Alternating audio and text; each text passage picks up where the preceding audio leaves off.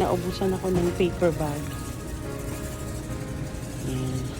Paper bag lang sana eh. Kaso, grabe talaga. Andito tayo sa ano. Ano nga to?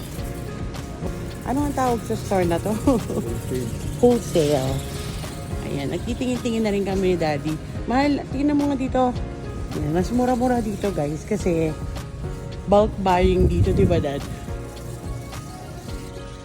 Hahanap naman kami ngayon ng pineapple dahil nakabili na ako ng ibang mga kailangan namin sa bahay. Yan. Pero kasi kaya talaga kami lumabas dahil bibili ako ng yan, yung paper bag ko for the store. Ubus na. Ito yung craft recycled paper bag. Mura lang to dito. Ilang piraso to, Dad? This is 250 pieces. Ayan. Dad, ito lang ang pineapple nila. Sa Costco na lang. Pirasuhan lang oh. PC. Hindi siya yung case. Mas mura eh. Or that one. Ayan. Sunripe. Ayan, dito na. Mas malaki to. Ilang tinaw yung ml? Ayan, sa mga magta-travel, sa may mga negosyo, dito mas magandang mamili. Mas maganda mamili dito sa Ilang ml isa? 1 liter, 900. Ayan na lang. At least to, pwedeng i-stock to na. Kaso mas masarap sa Pero yan puro yan. With sugar added, wala. No sugar added. O sige, yan na lang. Tatlo lang, Dad, kasi mainit ngayon eh. Hindi magandang mag-storage niyan. Ay, napupuno yung ref. Okay na yung tatlo. Baka hindi ko gusto eh. Gusto mo yan? Baka hindi ko nga magustuhan. I-stock natin dyan just in case. So, ayun na nga. Tapos na tayong bumili dito sa Wholesale Club. Ayan, sa Wholesale Club tayo bumili ngayon ng aking paper bag. Pero nagkamali ako ng tingin dun sa nakita ko. Actually, iba pala yung natignan ko. The price pala ng wholesale ng craft bags is 122.49. So, mura pa rin siya kasi it's 250 pieces na yun for 122 something. So, dapat paper bag lang eh, pero na 222 bill na naman tayo. So, pero mga kailangan naman sa bahay. Yun lang, talagang hindi mo maiiwasan kapag talaga grocery. Pero may kulang pa kaming kailangan bilhin at request ni Sap kasi masama pakiramdam niya. Masama pakiramdam niya kaya kung ano nung mga naiisip kainin. So, pupunta muna kami din ng isa pang grocery.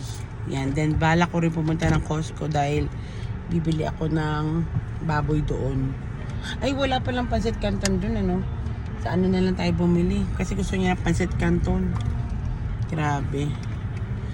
Hindi pa ako tapos sa trabaho ko. Ako'y, umiska po lang. Ay, yun nga pala, yung nakakatuwa doon. Nakakita kami ng patis. Bilang hilig namin bumili ng patis. Parang ilang liter yun, Dad? 1 liter na patis. Ayan, nakita namin. Magkano yun, Dad? $17 yung 1 liter na patis dito sa Wholesale Club. Yan. Kasi maganda rin din sa wholesale. Yun nga, wholesale price na siya. Makakatipid ka ng konti and you can, meron din kasi kami ditong optimum points. So, kasi para partner sila ng wholesale, ng superstore. So, yung points niyan, magagamit din namin. Na-add lang naman yun. Walang sawang pagkain, grocery. And guys, meron na sila ditong tipas. Nandito kami sa Lucky naman. Lucky Superstore. Supermarket. Daddy, Lucky Superstore. Pinagsama. Ay, we have to buy pala. Di ba meron akong burger patty? Yeah, meron ng tipas. Ha? Buns? Oo nga. Ayoko nyan. Dito na lang. Ayoko na yan. Bawas kami yung laman loob. Baboy.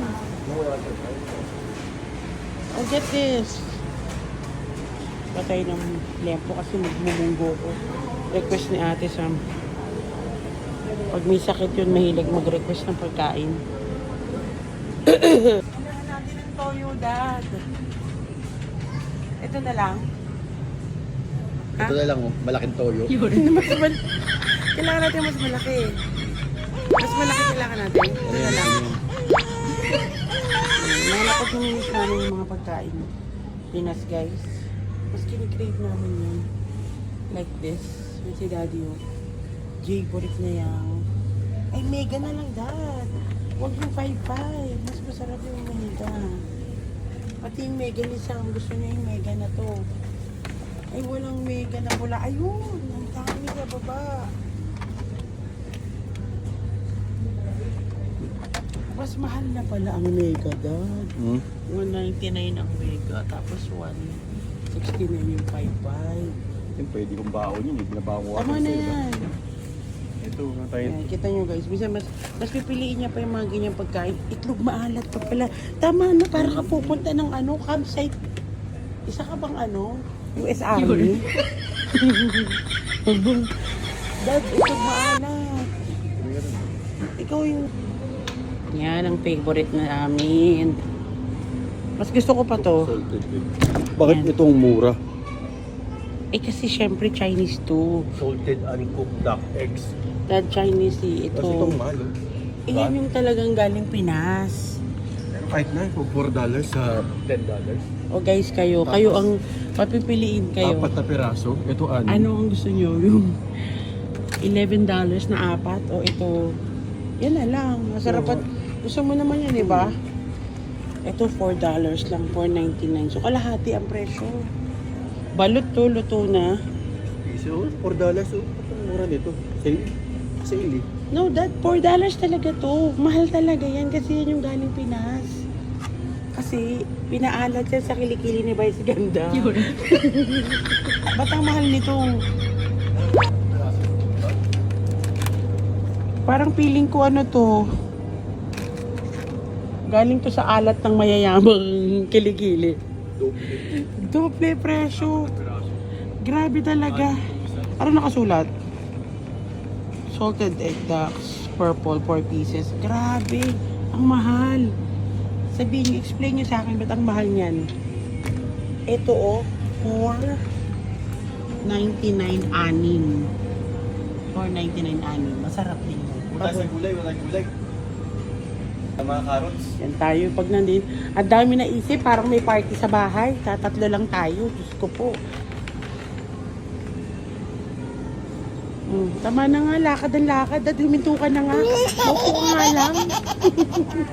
Ang hirap guys mag-stock sa Ay, Dad, ito. Dad, chili mansi. Maggi Sabor. Chili mansi or classic. Ito, Dad, oh. Dad, pambangos. Yan, kalamansi. Anong masarap? Alam ko yung masarap yung garlic eh. Pero walang garlic. Ito seasoning lang to. Kalamansi tsaka chili garlic. Ayoko niyan. Guys, alam mo, ito yung gusto ko guys. Kaso baka mahal. Okay lang dahil. At least banana naman. Kesa bibili nga ako ng... Grabe ang mahal oh. $4. Magkano $4 sa Pinas, Dad? Ito nila maliliit. Katarungan ba to? Magkano ba to sa Pilipinas? Uy, magkano yan? $8 ang mura niyan. Dad, ang mura yan. Naka per pound yan. No, $8 siya no. Kaya na. Kung ano na yung nakapack, yan na yun. Ano yun? Ano ba yan? Oo. Hindi naman to kinikilo eh. Frozen na yan eh. Ang mura nito guys oh. Teka lang, galunggong ba to? Ayan, galunggong. Ayan. Walang carrots na lang ako. Galunggong. $8 mura. Yan, kasi gusto. Ang mahal-mahal sa... Nagbumibili kami ng pancit canton sa Pilipinas, guys. Napakamahal din talaga. Pero, syempre, mas gusto namin... Dalawa lang. Bili ng anak mo yan.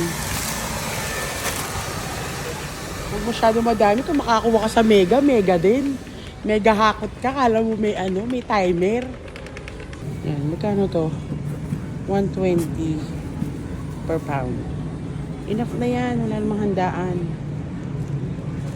Mas gusto ko kasi sa gulay. Gusto ko kasi sa gulay, guys, yung kung hindi naman kailangan lutuin, dapat ano, bagong bili. Malapit lang naman dito yung store o yung mga market sa amin. Para fresh pagka nagluluto ng magulay. Ayan. May sinigang pa kami sa bahay. May sinigang pa tayo, Dad. Tapos magmumunggo pa ako ngayon. Kukuha na ako ng frozen ano ha. Tapos kung magkano na naman kaya abutin ito. Pero once ano lang naman kami lumabas, mamalengke. Once a week.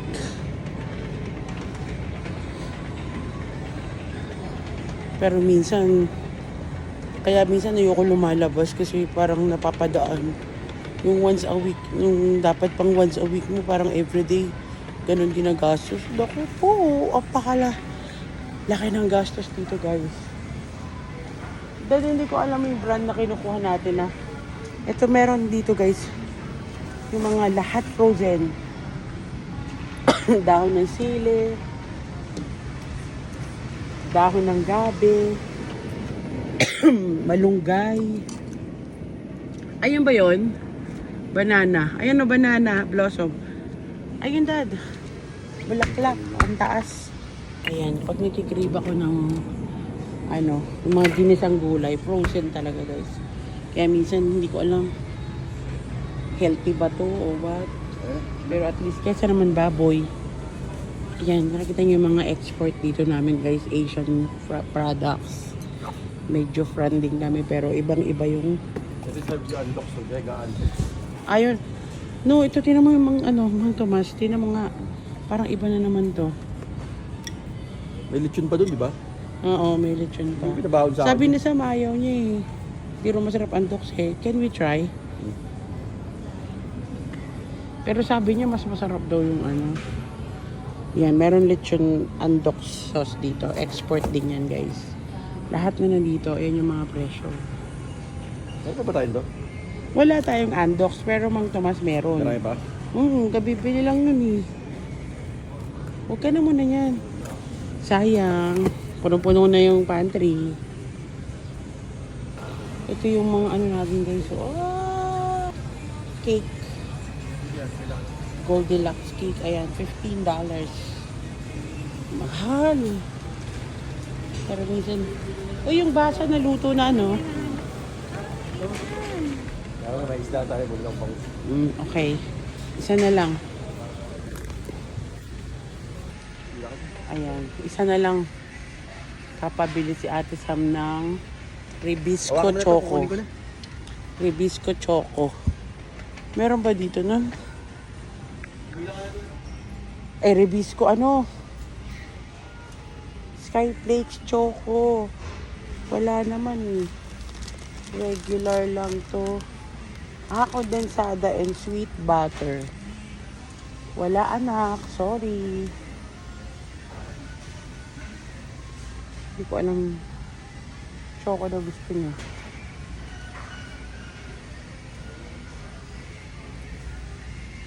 Yan, ito pa mga Asian food. Meron tayong cupcakes.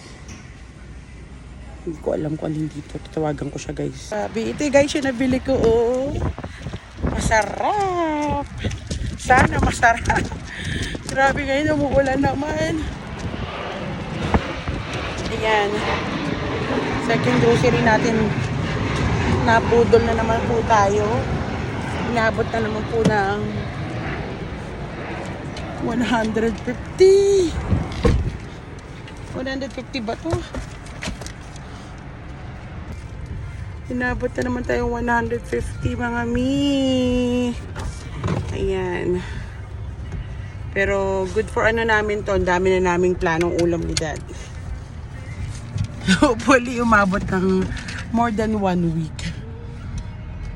Ayan. So, yun lang ang aming ano, kaganapan ngayong araw na to. Nagsishipping pa ako, nakalipad na yung iba, and meron pa tayong mga tinatapos na palipad ng US naman. Gamit namin yung isang car, kaya yan, kapag medyo masama ang panahon, yan, hindi namin, kasi minsan talaga guys dito hindi mo masasabi, bigla na lang nag-hail. Kahit na wala namang, kanina medyo maliliit lang, buti na lang maliliit lang. Yan, so ito, happy ako dito. Dahil may sakit si Sam, o mga healthy food muna. Masama kasi yung nakaraan, kasi pina-injectionan ko siya ng anti ano yun? Rabies ba yun o tetano? Anti-tetano yun, kasi basta dapat at least nagpapa-inject tayo nun. Ngayon nga, kasi nakalmot siya ni Saskia nung birthday ni Saskia. Sobrang daming tao nagwawala kasi si Saskia, so inaawat niya. Ngayon, hindi naman siya nakagat, nakalmot siya, medyo malalim, kaya sabi ko papa-injectionan ko dahil baka mamaya alam niyo na ma-infection siya. Ngayon lang umi-effect yung yung gamot, yung injection. Pero nung nakaraan pa masakit yung ulo niya talaga. So ngayon nilalagnat na siya. Kasi ganun na yung mga shots dito. Minsan magpapa-flu shots ka. Expect mo lalagnatin ka o sasama lalo yung pakiramdam mo. Siyempre yung impact ng gamot. So ngayon, tuluyan na. Plus inuubo na rin siya dahil nga nag-change na yung weather. Pagka nagbabalik na talaga pa summer, mostly talagang nagkakasakit kami dito. Kung hindi malakas ang resistensya mo talaga, lalo na kung hindi mahilig mag-vitamins. Ito yung batang ito, napakakulit. Parang 2 years old na kailangan mong ulit-ulitin na uminom ng vitamins. I-share ko lang kasi ngayon maganda na yung weather sana. Bigla na namang umuulan.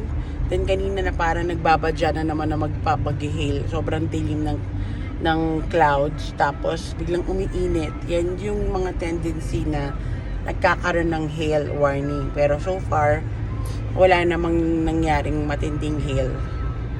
And dun nga, meron kaming weather forecast na parati namin minomonitor kapag ganitong panahon na pag hindi na winter, yun naman ang kalaban namin. Either sobrang init or mag-hail na nga. Kapag mainit, tas biglang lumamig, expect mo na yan na merong areas dito na madalas nagkakaroon ng hail talaga, nadadamage talaga yung mga bahay. Like I know na pakita ko na rin yung one of our vlogs, talagang affected sila sa hail damage kasi nandun yung malapit yung area nila sa open field. Yun yung magiging problem talaga kapag open field yung bahay mo, malapit ka sa ganung areas. Hindi nga pala guys, ayan nga, medyo malungkot ang aking puso, yung aming binoto. Ngayon ko na, pwede ko na sabihin, why not, diba? Hindi ko shinare kung sino yung boboto ko, pero yun nga, medyo sad, kasi nga, yung aming binoto hindi nanalo. Si Papa P.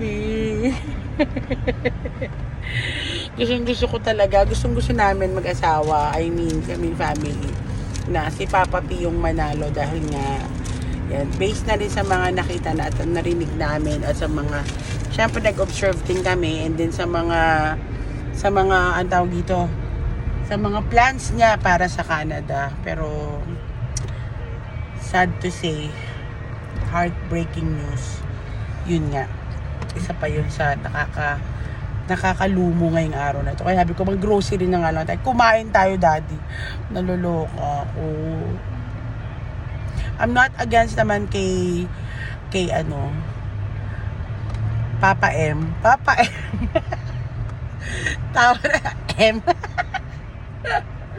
Natatawa ako kasi kausap ako si Mika, shoutout to Mika. Sabi niya, sino ang boboto mo? Sabi ko, secret. Sige, itago na lang siya sa pangalang Papa P. Tawa na lang, tawa. Sabi niya, ikaw magpapa M ka ba? Papa M. Sabi niya, walang nga kami, ginawa mo pang Piolo Pascual. Kasi Polly M pala. Ginawa ko parang Piolo Pascual. Ayan. Sana maging mas mabuti at sana mas okay siya dahil iba naman sila ni Trudeau, 'di ba? So sa tinrabaho naman ni Trudeau and versus sa kanya, iba pa rin, di pa rin natin malalaman. Di ko pa rin masasabi, di natin alam kung ano ang mga plans at ano talaga yung mga gagawin niya. So, hopefully, mas mapabuti. Pero yun nga, dahil sobrang nag-stay ang liberal, sana conservative naman, di ba? Sana na-try natin. Pero hindi pinalad eh. Pero sobrang close lang talaga. Yan, sana sa susunod, si Papa Pina. Ayun. At isa pang nakakalungkot din up to now, grabe, marami kami nakikita mga post din. Sobrang nakaka-lomo, nakakalungkot. Hindi pa rin talagang as in unbelievable, na horrible na nangyari sa Vancouver sa mga kabayan nating Pilipino. Sobrang lubos kaming nakikiramay sa mga nawala ng pamilya. Sobrang sakit pag minsan di ko alam kung gusto kong basahin or ipas ko muna.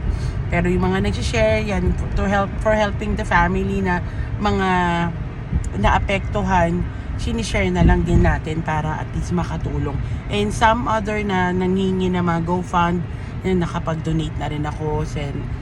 Then sana nga sana yung kanilang soul, no, magkaroon ng peace ang kanilang soul.